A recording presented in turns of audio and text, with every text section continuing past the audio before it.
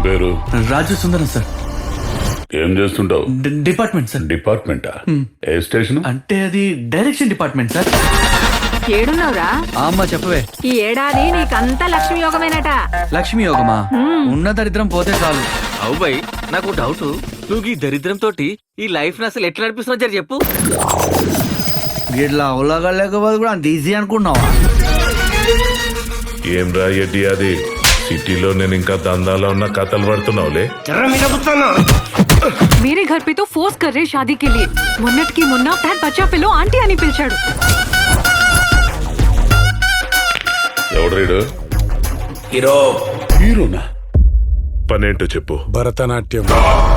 ఈ మధ్య సామజవర గమనంట కదా. ఇప్పుడు మణిపూర్కి మంచి డిమాండ్ ఉంది. మాకు భరతనాట్యమే కావాలి. ఇక్కడ చూపించాల్సింది మన హీరోయిజం కాదు, అక్కడ విలన్ ఎవడున్నాడో తెలియాలి. ఇక్కడ మంచి సాంగ్ పెడితే ఎలా ఉంటుందంటావు? ఈ టెన్షన్ లా గర్ల్ ఫ్రెండ్ అవసరమరా నీకు? అది నన్ను ఉంచుకుంది సార్.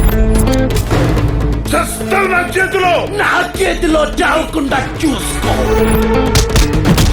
నువ్వు సీన్ లో బాగా రాస్తావు అనుకున్నా కానీ ఇలాంటి ప్లానింగ్ లో కూడా వేస్తావు అనుకోలేదురా.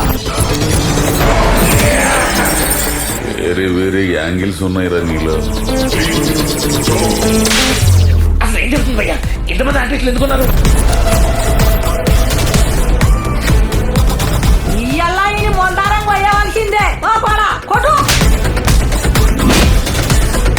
ఒక్కడు కూడా బయటికి పోయలేదు.